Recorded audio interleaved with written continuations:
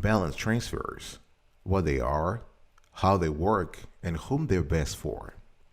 Here is a video that can help you understand what a balance transfer is and whether it is the right option for you.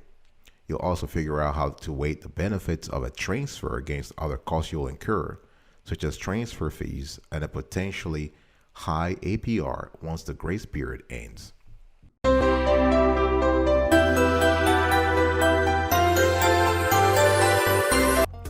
Welcome back, folks, to another edition of 𝗘𝗜𝗧𝗛𝗏. I'm very happy to have you today. I hope you are doing marvelous. I'm doing fantastic. If you were to ask me if you are doing as great as I am, go grab a cup of coffee or tea or today let's talk about that. Very important topic. People want to know what it is. You get a lot of solicitations in the mail from time to time, and you kind of wonder what it really is. Now, what is a balance transfer? Now, a balance transfer is a type of credit card transaction in which debt is moved from one account to another, right? It could be a credit card transaction or a loan transaction in which debt is transferred from one account to another. So for those paying down high interest debt, this move can save serious money on interest charges if you do it strategically.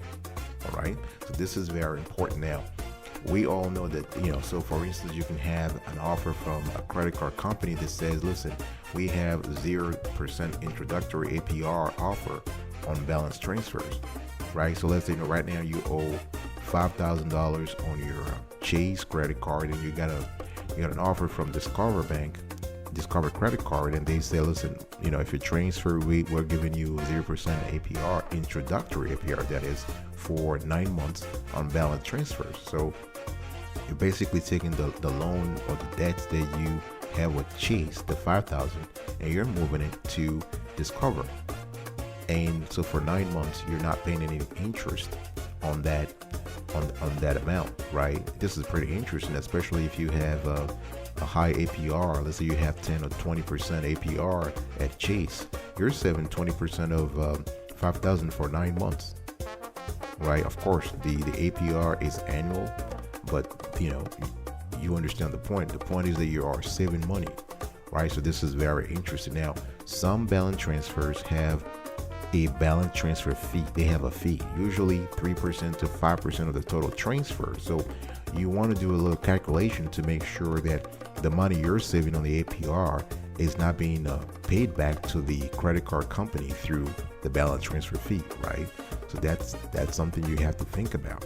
Now, the thing is, before you can have a balance transfer, usually credit card companies want you to have a good or excellent credit score.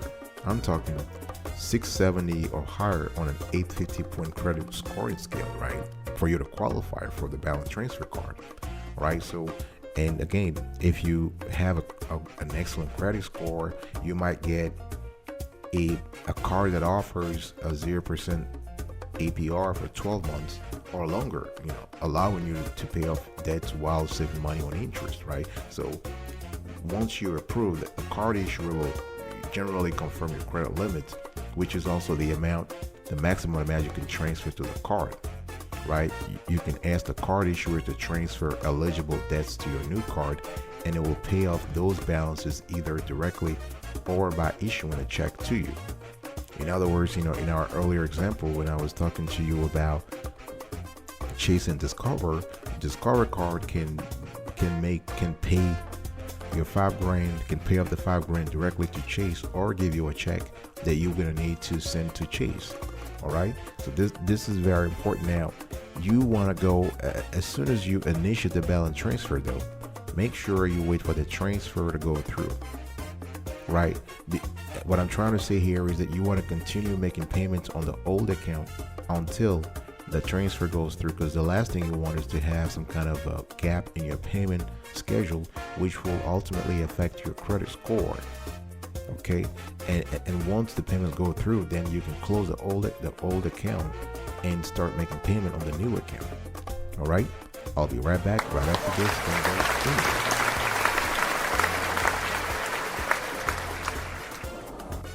Welcome back, folks, to another edition of 𝗘𝗜𝗧𝗛𝗏. We're still having a conversation here about balance transfers. If you love the content, clarity, and quality so far, consider just subscribing. Turn on the notification bell so you are informed whenever we drop a new show. We do this every single day, rain or shine. Share this content, like it, comment below, let us know your experience regarding balance transfers, were they good, were they bad. We want you to share. Sharing is caring. Now, what types of balances can you transfer? Now, you can transfer a credit card balance to a new card from a different issuer, right? But generally, you're not allowed to transfer a balance from one card to another that's issued by the same company or any of its affiliates. For instance, let's say, if you have a credit card, a Chase credit card with $5,000 in loan, and Chase or another Chase affiliate is sending you a balance transfer offer, you cannot transfer the current $5,000 from your Chase account, from your Chase credit card, to another card issued by a Chase affiliate. No, so what I'm trying to say here is that they're not going to approve a balance transfer if they know that because they're losing money, really. So beyond credit card debts, the type of debt you can transfer to a new balance transfer varies by company, right? So you may be able to move personal loans, for instance, directly to a balance transfer credit card, right? Or the new card may actually provide physical balance transfer checks, so you can use that towards other accounts, right? I'm talking payday loans, home equity lines of credit, auto loans, right? Now, the thing here is that it's all about the credit score. It's all about your credit score. It's all about your financial situation. It's all about how the economy is doing. It's all about the strategy of the credit card issuer, right? So plan not to make new purchases while you pay down balances of the new card, right? Because even if you pay off the balance that's charged by the end of the month, interest might accrue on both the purchase and the transfer amount after the grace period, right? Now, what to consider before transferring a balance. Now, no matter what type of balance you want to transfer, you have to understand that consolidating debt with a balance transfer card requires evaluating the pros and cons, right? You want to sit down, write down the pros and cons, and see how they apply to your personal situation before making any decision. Why? We're talking here about a grace period that spans 9 months or 12 months, right? Or sometimes even longer. So if you make a mistake, that mistake can haunt you for 15 or 18 months or 12 months, right? So you want to really sit down and really think things through. Make sure that you have a strategy that is thoughtfully planned and executed. Now, what are the pros of a balance transfer? Lower interest rate, that's for sure, right? Especially if you have the 0% promotional APR to pay off the debt. And this is pretty interesting, especially if you have high interest credit cards and loans, right? If you are in double digit, imagine you are paying 15% on a loan right now.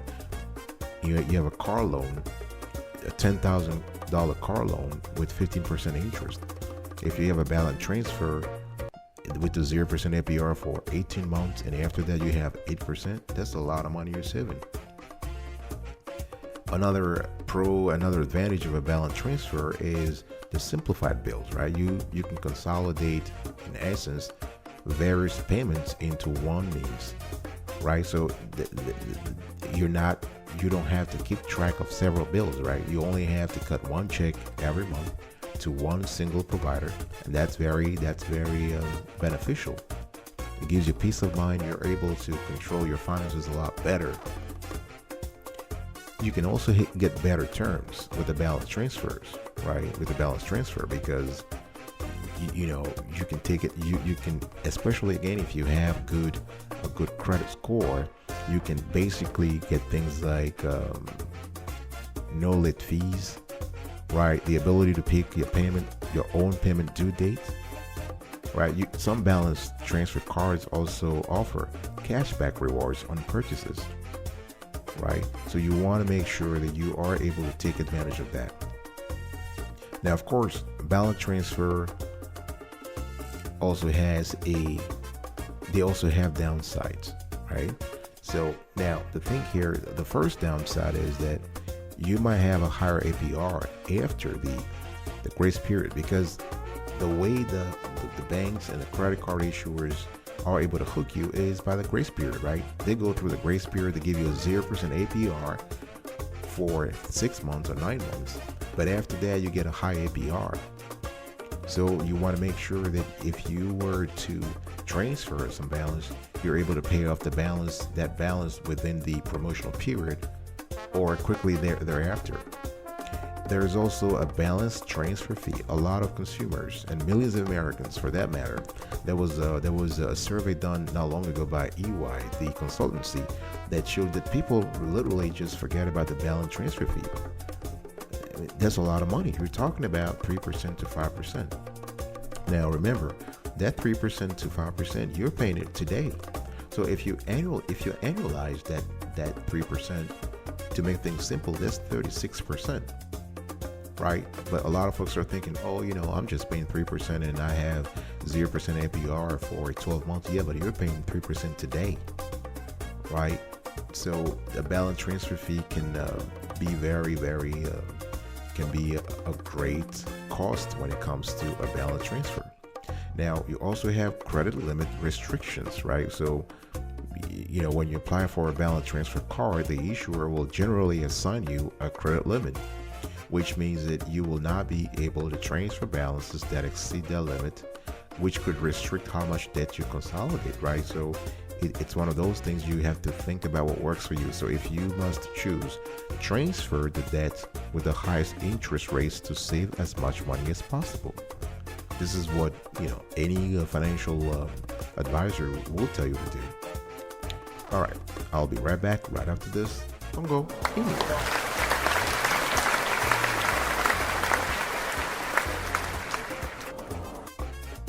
Welcome back, folks, to another edition of Sweetie Kiwi. We are having a wonderful time here talking about a balance transfer and its its pros and cons and all kinds of stuff regarding this topic. Now, here's a big question for you: will a balance transfer affect your credit score? It's very important. There's a lot of questions on the minds of. This is a question on the minds of a lot of people, and the answer is. Yes, because a balance transfer works in the same way a new account opening works, right? So if you transfer a balance to a new credit card, it will affect your credit score. Here is how. Now, it will result in a hard inquiry. Hard inquiry means that the new credit card company checks your credit to confirm you're a good candidate for the card, right? Which means that this will appear in your credit report, and this could temporarily, at least, affect your credit score negatively, right? So this is very important. Now, this is only a concern to lenders if it's one of many credit card inquiries in a short time, right? I'm not talking about just home loan or auto loan. I'm just talking about credit cards, right? So you want to plan to apply for a card you've been pre-approved for, or that your research shows you have an excellent chance of qualifying for it. So pre-approval is very important. So that, pre-approval essentially means that the credit card issuer has already done their homework on you. They're comfortable that, that they can issue the card to you, and so that they will no longer they don't have to have a hard inquiry on your credit report. Another way a balance transfer affects your credit score is through something called CUR, credit utilization rate. Now, your CUR might decrease, which will positively affect your score, right? So if you leave old accounts open after transferring them and don't take on new debt, you're using 0% of those credit limits. Think about that, right? So let's say you have a Chase credit card account with $5,000. And let's just say that the credit limit is $5,000 on that credit card, or $10,000, right? And you transfer that to a new account, but you still have $10,000 credit limit on that Chase card. So that increases your credit utilization rate. In other words, you're using less credit than you're allowed to use. And banks love that, lenders love that. And this factor alone, a low CUR is a top contributor to your credit score, right? Because you're keeping available credit high and debt low. So this is it, folks. I just want to quickly recap today's conversation here. We talked about what is the balance transfer, how does a balance transfer work, what types of balances you can transfer, what to consider before transferring a balance is very important. Should you do a balance transfer at all? That's one thing you have to think about. The pros and cons, what really works for you, right? You have to think about those things. And you also want to think about how do you make a balance transfer, and will a balance transfer affect your credit score, right? So this is very, very important. Now, another thing I want you to really think about here is a balance transfer is one of the savviest ways to reduce debt, right? So a lot credit card companies will offer desirable terms and conditions that can help you gain control of your finances. And the reason why they're doing it, they want to gain a new customer, right? But for you to really take advantage of the arrangement, make sure you're able to pay off the amount transferred before your APR rises. In other words, you want to pay off the balance within the promotional period, not after, because after you're just you're just getting charged with a new APR, which usually might be a little higher. So you want to try to pay off the balance within the promotional period. All right. I will see you next time. I will see you next time. And until then, remain humble.